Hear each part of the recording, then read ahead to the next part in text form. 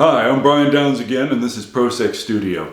I want to break free from the mundane ways of looking at cinema while we examine Bohemian Rhapsody, the rock biopic of Freddie Mercury, portrayed in a terrific star-making turn by Rami Malek. Don't lose your head, but I'm going to tell you that not only is this movie basically sex-phobic, it's also pretty anti-gay. There's a strong homophobic tone to this movie about one of the best-known gay performers of the late 20th century. But let's begin, shall we? So, first, the film opens on the morning of the famous Live Aid concert in the late 1980s, the concert that was given to provide relief to the famine in Ethiopia, and Queen were one of the performers, and Freddie's waking up in the morning and all the preparations are being made at the venue.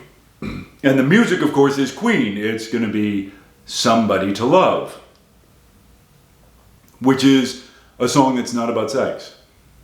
Won't anybody find me somebody to love? The lyrics say, find me somebody to love, to devote myself to, and so on. It doesn't say anything about sex. It's not an erotic song in any way. It's not a sexy song. It's a song of romantic longing.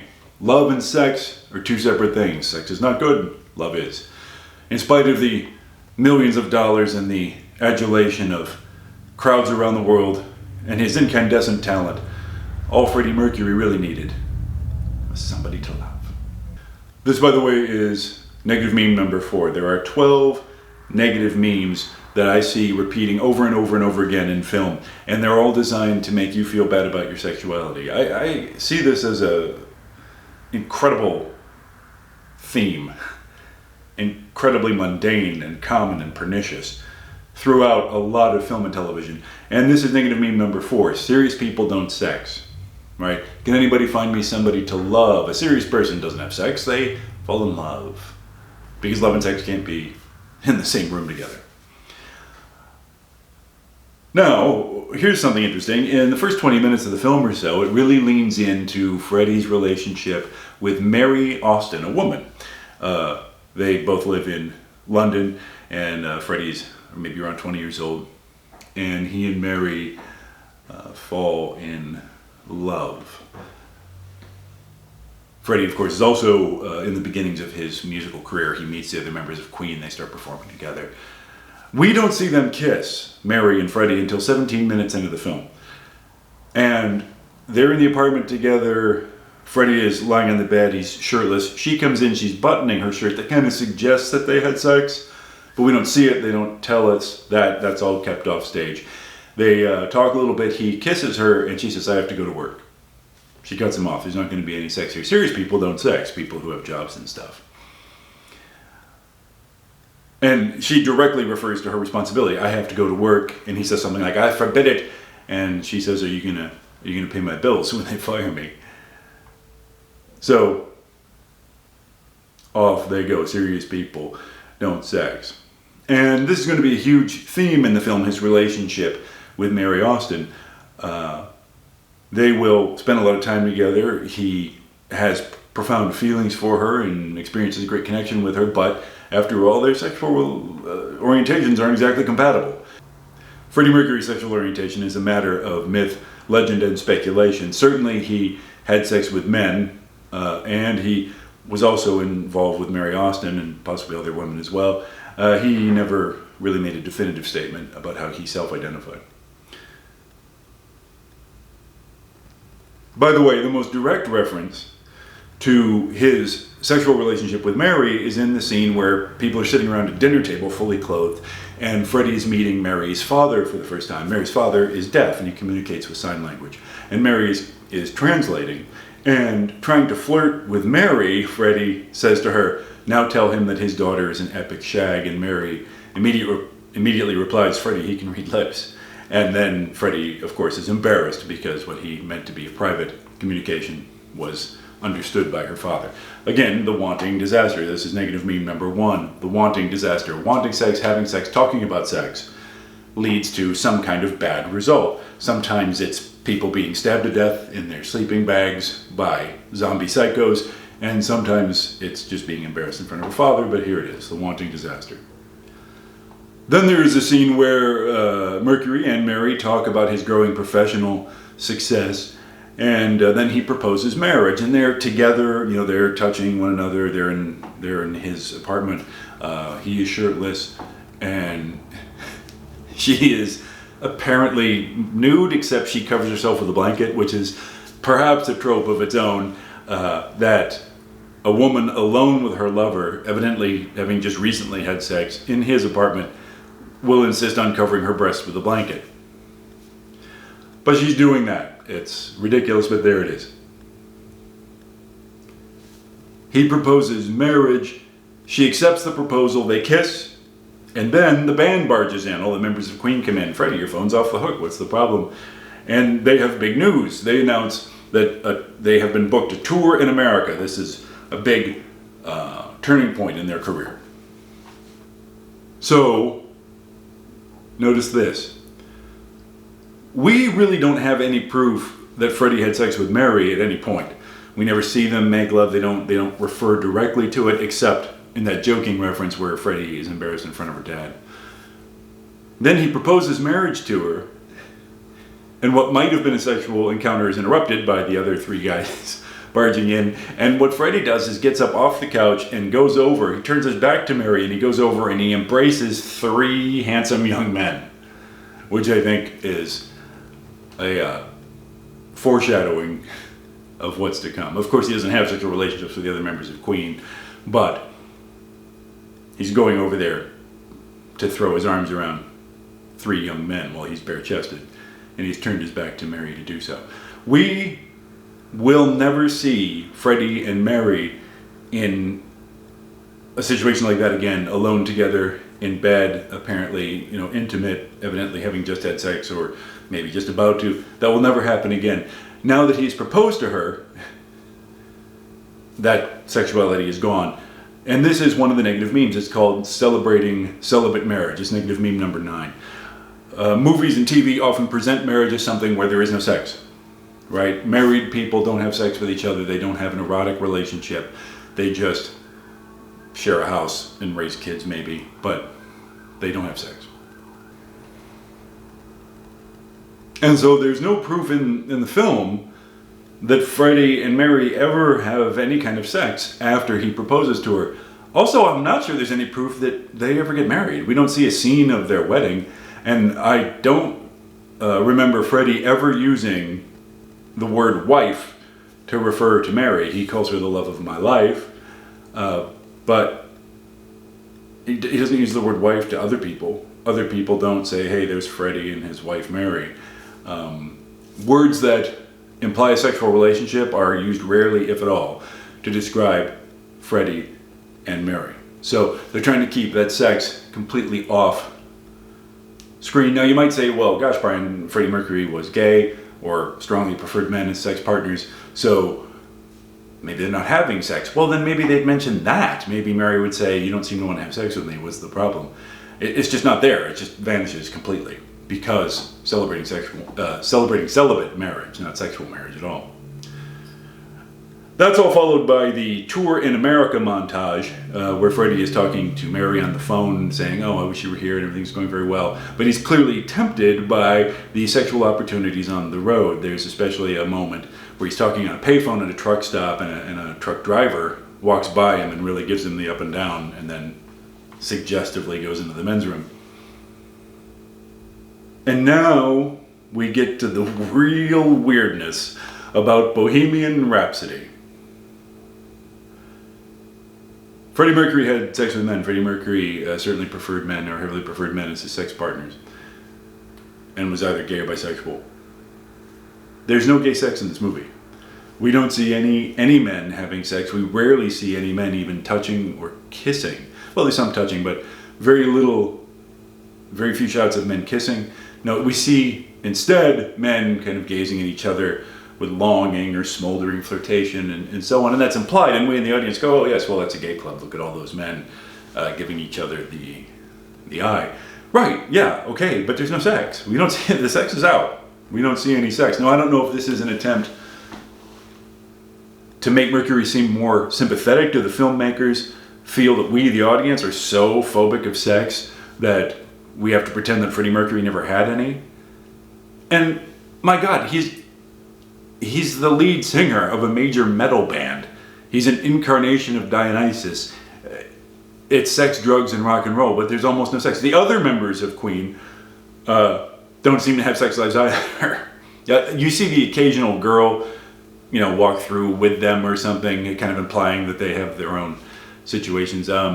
Eventually, the other members get married and have wives and do refer to wives, but you don't really see them conducting sex lives at all. But back to the main point. In this movie about Freddie Mercury, who certainly had a lot of homosexual stuff going on in his life, there's no homosexuality, very, very little of it. And the homosexuality is presented as shameful. And this is a theme, of course, with sexuality in movies. That's the part of the point of my argument. That's why you're watching this channel, is because most movies that are about someone's sex life are actually about their shame life. And this movie is no exception. But it's strange to me that they're really presenting his homosexuality as being something that he had to fight, that he had to struggle with, to be ashamed of, that was killing him. So his temptations on the road, his homosexual temptations on the road, are presented as the big danger. They're a threat to his relationship with Mary. That's the wanting disaster, of course. There's also another negative meme, your problem is sex, that when protagonists are interested in sex or desire sex or want sex, it's presented as their character flaw, as it is here. It's not okay, it's not normal, it's not a source of joy and fulfillment and connection in their lives. No, it's about shame and terror and sometimes murder, not in this movie. It's 54 minutes into the film when we finally get the scene where Freddie has to talk to Mary, and he has this, and Freddie says, I've been thinking about it a lot, I think I'm bisexual. And Mary, barely half a beat later, says, Freddie, you're gay. And Mary regards this as the end of their relationship. Freddie's sexuality is destroying their relationship. He certainly has great affection for her. He shares his money with her very generously. They don't seem to have any other conflict, just this. Well, I understand. You got married to someone who's actually gay. It was the 1970s. It was a different cultural situation. But it's not great for Mary to be married to someone who doesn't have a compatible sexual orientation. But that doesn't mean that their relationship is over. And yet they really pull away. This moment where he reveals his being gay, and he never says, yes, I'm gay. She tells him that. He never actually takes that label for himself. What he says is bisexual. But in any case, this is presented as the great crisis. Well, he's telling her the truth. There's no reason they can't be friends, but here we are. What's wrong? He's gay. That's what's wrong. And it will be the cause of the gap between them for the rest of the film. For the rest of the film, he will long for her presence and companionship, and she will stand pretty far back from him, apparently because he's gay. Side note, Freddie Mercury wrote the song Love of My Life, which was performed by Queen and is in their catalog, for Mary. And a recording of it is playing in the background of this scene. That it's playing in the room with the characters. It's on the television. It's not the soundtrack. Strangely, this song opens with Love of My Life, you've hurt me, you've broken my heart, and now you leave me. And in the movie, he insists, I wrote this for you, except they never broke up, she never left, or at least not before that song was completed and on an album. But that song doesn't talk about sex. It's not erotic at all. What it actually talks about is heartbreak and regret and longing. So again, no sex in this picture. Now let's get back to being anti-gay. Freddie is descending into kind of the rock star madness, the money and the parties and the drugs, but no one really loves him. And one night after a big party at his rock star mansion, he grabs a waiter's ass. He's hired some caterers, and he grabs one of the waiters by the rear end. And he thinks he's being charming and flirtatious. Mostly he's just wasted. And the waiter turns right around and tells him, you do that again and I'll thump you. I may work for you tonight, but I will thump you.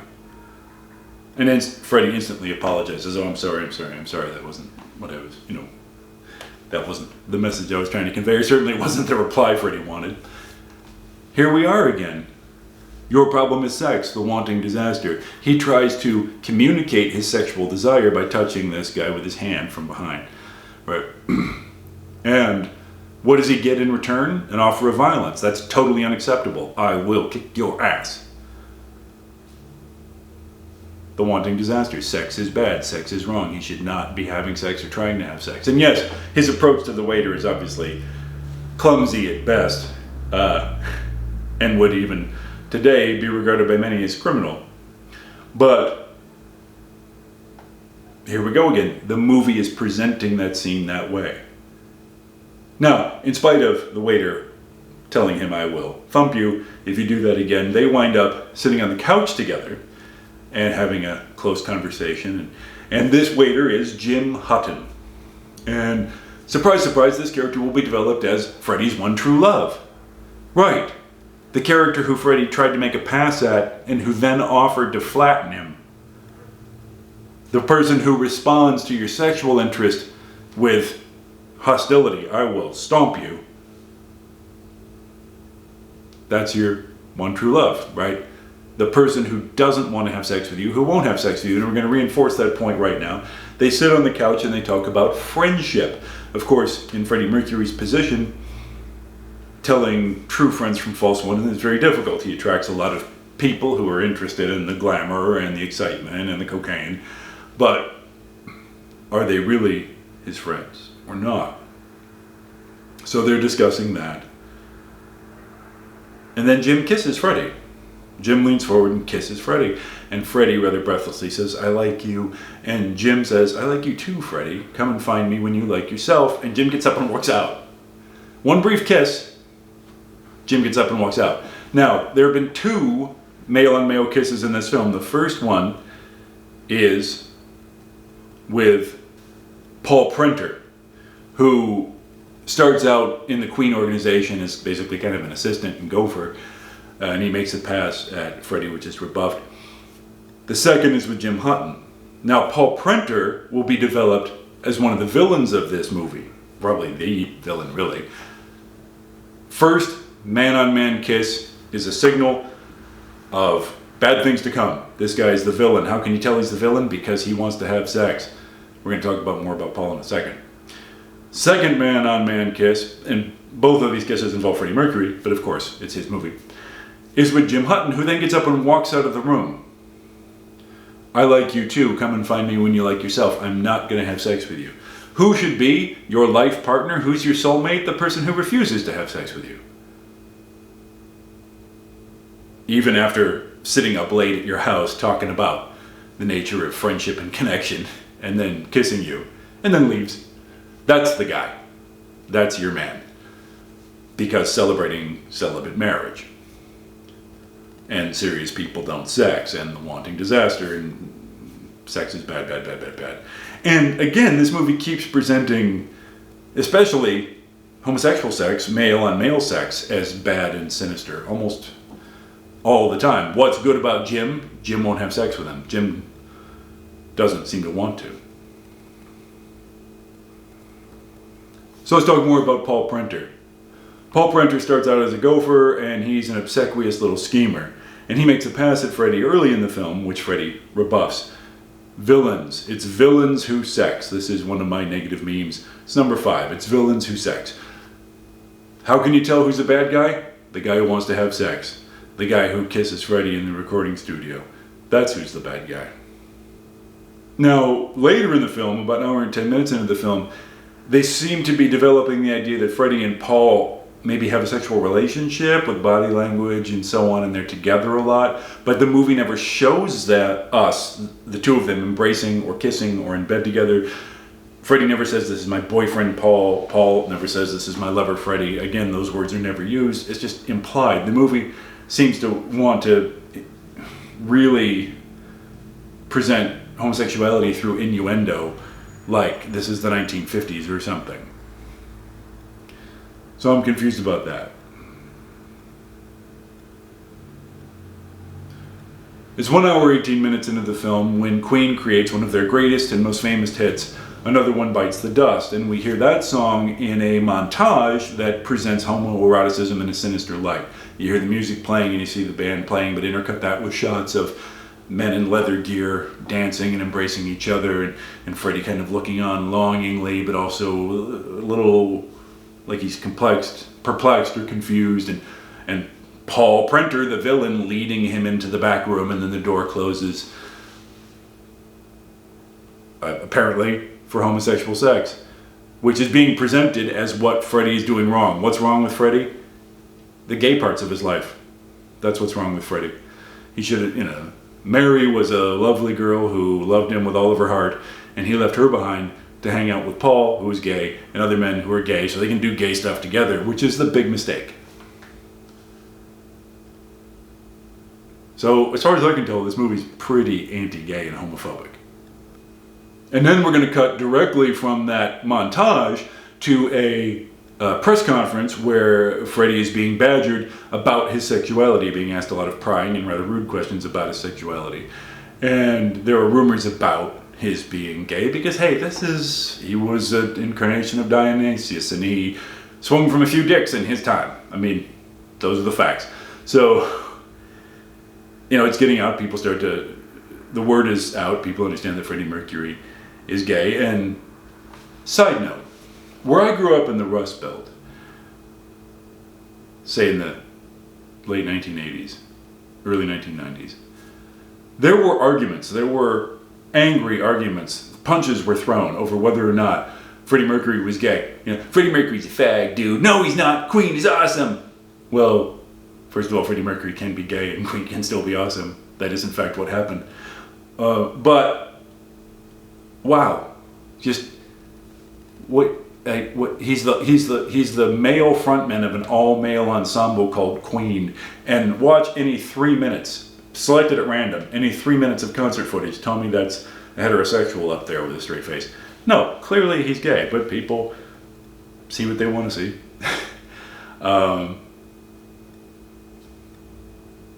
There you go. On the other hand, there were people who thought that who insisted Liberace was gay. Or I'm sorry, there were people who insisted that Liberace was not gay when he was a huge celebrity in the 1950s and 60s. There were people who couldn't figure out that Rob Halford from Judas Priest was gay. Watch any of their videos. What do you think you're looking at? The leather and the smoke machines and the throbbing dance beat. What? Okay. Anyway, there it is.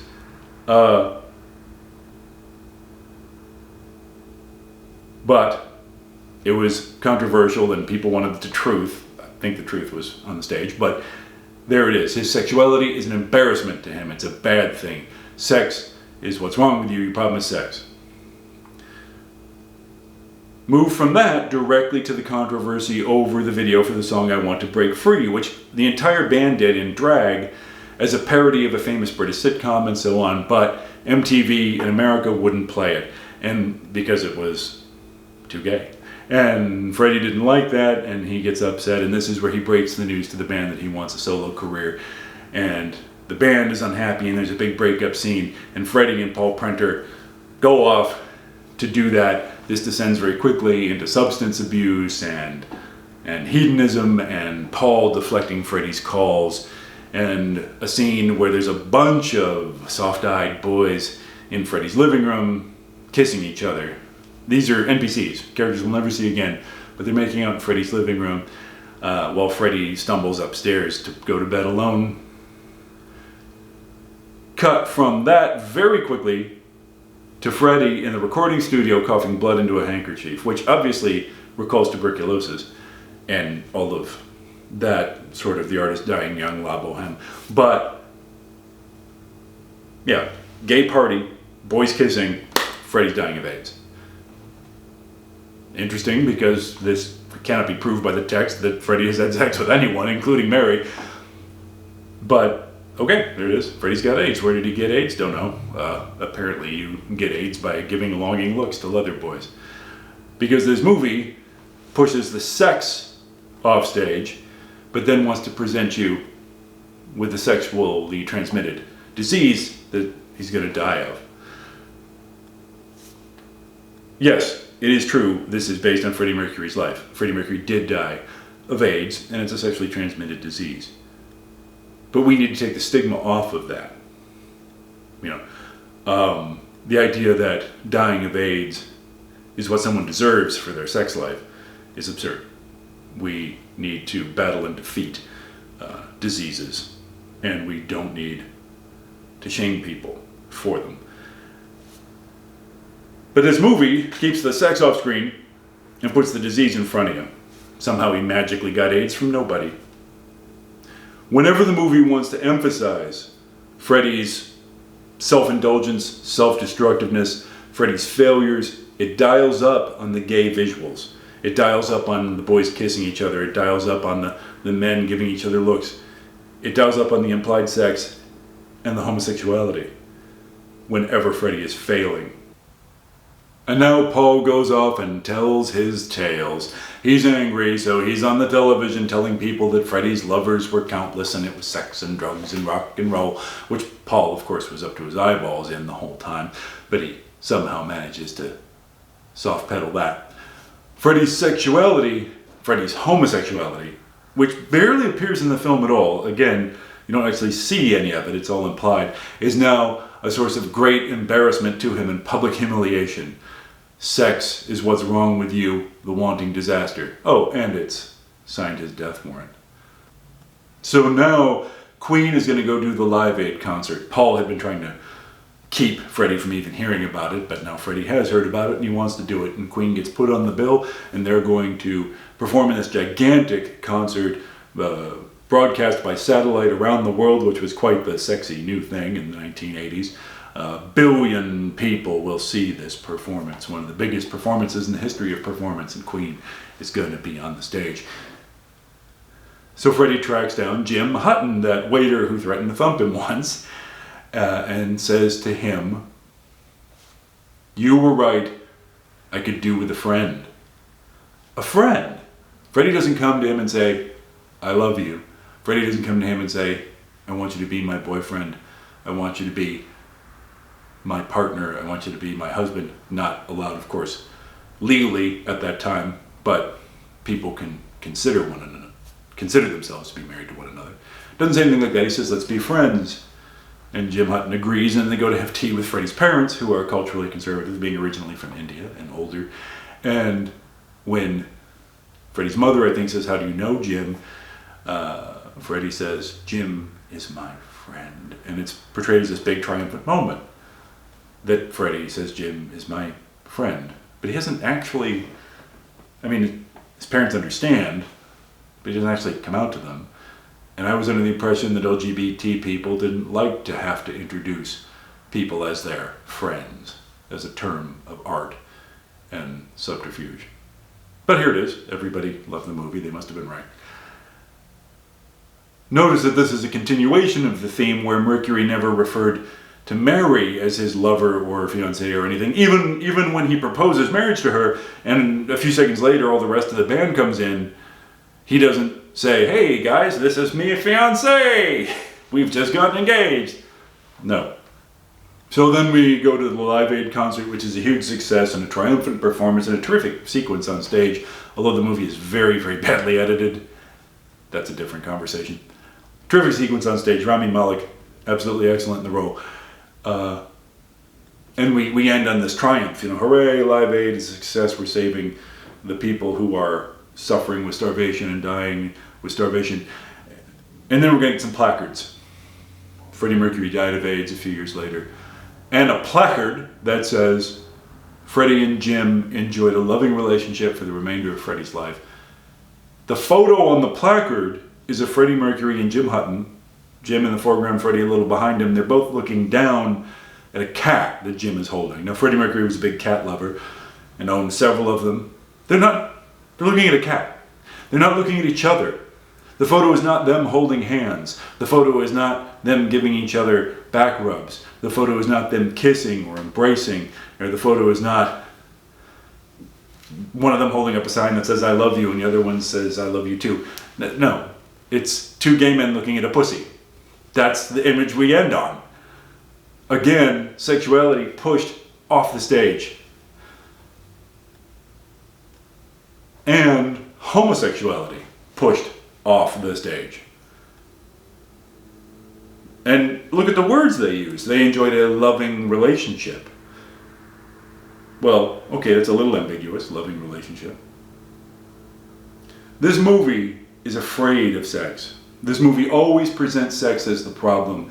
Sex is what's wrong with you. Your problem is sex. The wanting disaster. What's wrong with Freddie Mercury? He's interested in sex with men. And the movie sets it up as he longs to be with Mary, but can't be because they don't have compatible sexual orientations. What's wrong with Freddie? He's gay. And he will feel this pain all his life until we kind of throw Jim in at the end of the last act. And he and Jim will own some cats together, so that makes it okay, I guess. But the movie absolutely tries to bury sexuality so that you can't see it. It's not there.